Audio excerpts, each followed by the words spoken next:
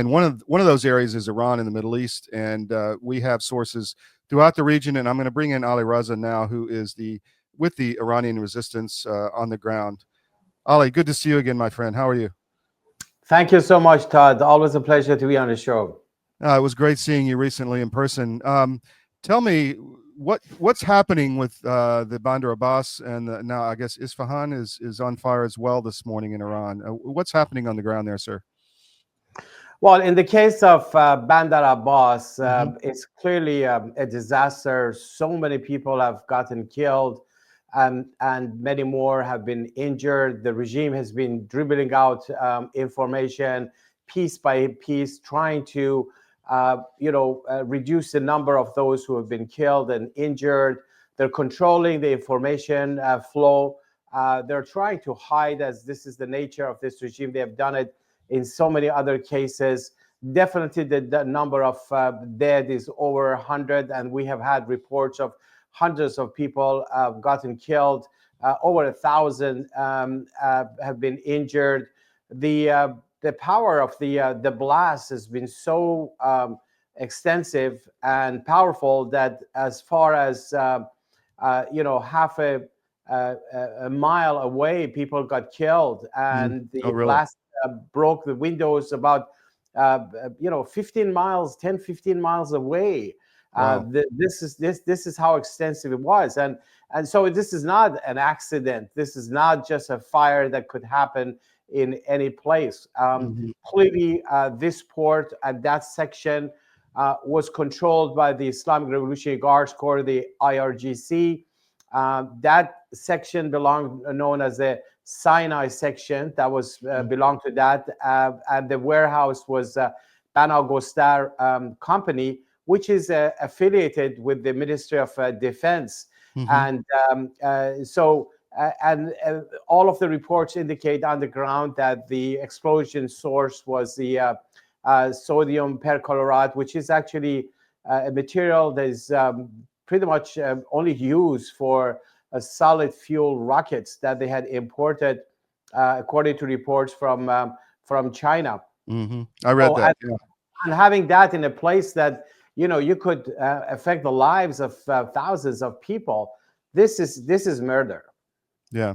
So the Chinese connection, that's interesting to me. Is China helping to fund some of this activity that the regime is doing with its proxy armies around? I know Russia's involved to some extent. What about China? Do you know? Well, the Chinese have been, working hand in hand in so many areas, in their missile program, in buying their oil, in circumventing sanctions, at least in the past, providing some level of expertise or material that could be used for their drone program, their missile program, Mm-hmm. all of that. But I think what needs to be understood is that this is a regime that, even though they're reaching out for help in different places from Russia or China, their biggest problem is internal. Their main preoccupation is how to control their own population. They see the people of Iran as their enemy, not as ally or as people that they need to serve. And they have seen 9 rounds of major uprisings in Iran since 2018. People want change, and Mm-hmm. they want an end to the rule of the clerics. That's, I think, the most important information and reality about Iran that must be understood when you look at any developments, any events related to Iran, including the explosion in Bandar Abbas and the way they're trying to camouflage things, lie about the what actually happened, and cover up. So what is going on in the ground with the resistance inside Iran at this point? I know are the demonstrations picking back up, or what's happening?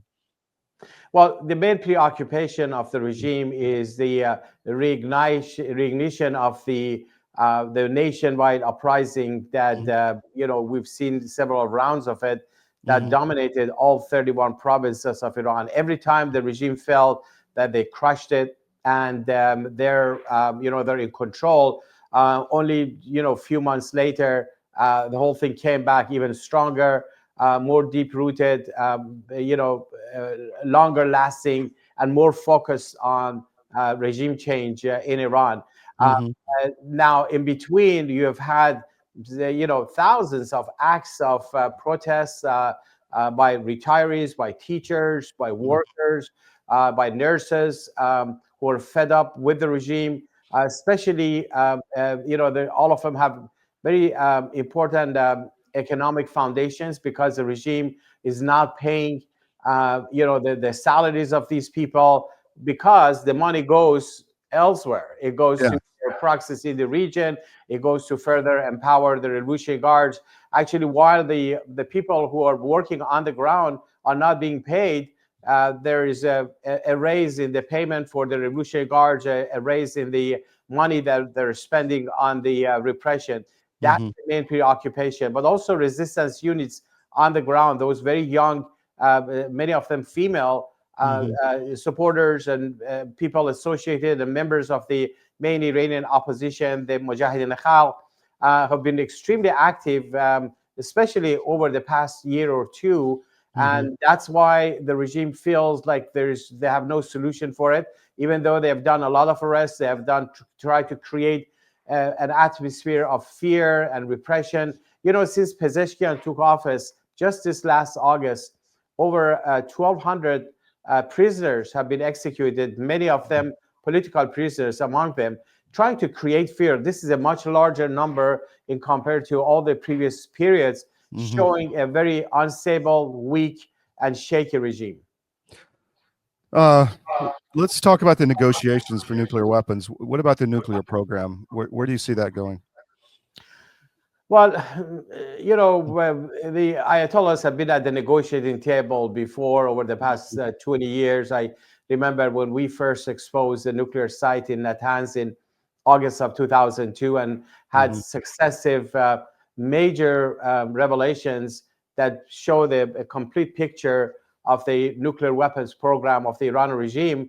The negotiations started at the time. It was the EU3, Britain, France, and Germany who were directly negotiating with the Iranian regime. Instead of, they had a great chance of shutting down the whole operation because a lot of that aspects of the program were in the earlier stages. But instead, they gave concessions to Tehran. They gave them money and resources. They allowed them to drag the whole thing. And then again, allowing the regime to cheat, to expand the program. And then again, when the negotiations started in 2011, 2012, which led to the 2015 nuclear deal. This is a special report. Knowing how to invest your money is harder than ever before. Dealing with stock market volatility, record debt, and terrorist attacks requires new thinking. At U.S. Asset Management, we can help you see the world more clearly so that you can move beyond the chaos and invest with confidence. Call us, visit us online, or drop by our office. U.S. Asset Management, helping you make better decisions with your money. Your government doesn't care about you. That's why you need a medical emergency kit. It contains life-saving medications like ivermectin, Z-Pak, and antibiotics. Stock them before they block them. Between the Obama administration and some European partners and Iran, agreement legitimized the nuclear weapons program of the regime, allowing them to maintain the enrichment program, allowing them to maintain all of the nuclear sites.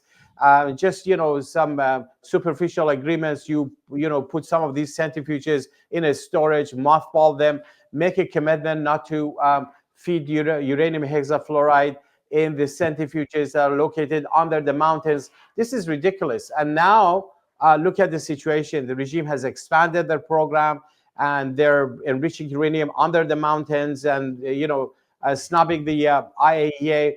But the most important element is that now that they're coming to the negotiating table, they have no leverage pretty much left for them because they're extremely weak in compared to the previous years. They have lost much of their clout in the region. Their biggest ally, Assad in Syria, is gone. Their biggest proxies, Hezbollah in Lebanon, the Houthis in Yemen, the Shia militias in Iraq, and others have been badly shattered. But most importantly, you have had in between 2015 and now, all of these protests inside the country. People want change. So this is a weak regime who has come to negotiating table. out of desperation, but they want to save face and show that, oh, they're in charge. They're asking for concession. They're asking to keep their enrichment program. I think it's so important for the negotiators to understand the realities on the ground, to understand the equation, and call for ending the entire nuclear weapons program of the Iran regime, shutting down all of their nuclear sites. The IAEA's role should only be to monitor the closure of those nuclear sites. That's, I think, the strategy that should be pursued. Let me ask you about the media. The media has not been on the resistance side, in the West at least, for some time. Is that changing at all? Do you see any more of an openness to bringing down the regime from the inside now that Trump is back in power, or is it still the same?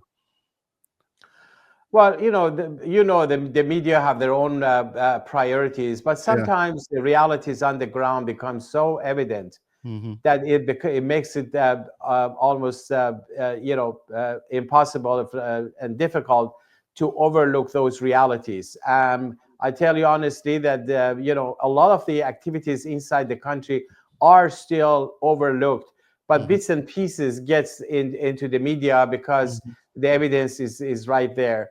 Yeah. And I think it's more about the change of circumstances on the ground than changing the attitude of the media. This regime has never been so weak, and a lot of even European countries are coming to understand that there has to be a solution. Realizing that the head of the stake of war and terror lies in Tehran, and so does the solution. And that's why the effort by the people of Iran, the organized resistance, to end the rule of the clerics without the need for foreign boots on the ground or appropriating money is actually the real solution for both ending the nuclear threat of the Iran regime, but also their terrorism and their hostage taking and also the killings inside the country. So last question, how should the American or Western or international public help the efforts to bring the regime down from the inside versus, because we don't, here at this network, we're trying to stop any kind of major conflict in the Middle East and think it would be better if it's done internally. So how could people help that effort? Well, definitely the first thing you want to do is you want to stop giving any kind of help, assistance, money, resources to the Iranian regime. Think about it, how in the previous administrations over the years, the mullahs have gotten billions and billions of dollars, over $100 billion, some of it actually cash, pallets of cash given to the ayatollahs. How the hostage taking by the Iranian regime became a very profitable business. Why would they give up, taking hostages if they get billions of dollars for releasing the hostages, only to be able to take more hostages? That policy of appeasement by the West, whatever you want to call it, needs to end, number one. Second, when it comes to the nuclear issue, the call has to be for ending the entire nuclear weapons program of the Iran regime. The snapback mechanism at the UN Security Council, which, by the way, will expire in October. This is the mechanism that would allow most of the Western nations, particularly the United States and some Europeans who were involved in the JCPOA, to be able to snap back all the sanctions that were imposed by the UN on the Iranian regime. They need to bring it back. And then third, stand on the side of the people of Iran. How? Just recognize their right to overthrow the regime. Recognize the right of those resistance units on the ground to confront the Revolutionary Guards. Then you will see the outcome. And also think about the outcome, final outcome, how a free, democratic, non-nuclear, non-belligerent Republic of Iran, what a difference it will make, not just for the people of Iran, but for the whole region. It will change the whole equation, and that Iran will become a source and for peace, tranquility, and coexistence, as opposed to being currently the epicenter of war and terror. Alireza, thank you so much for your time. It's always good chatting with you, and we'll have you back down the road. Thank you very much. Thank you so much, Todd. Always a pleasure.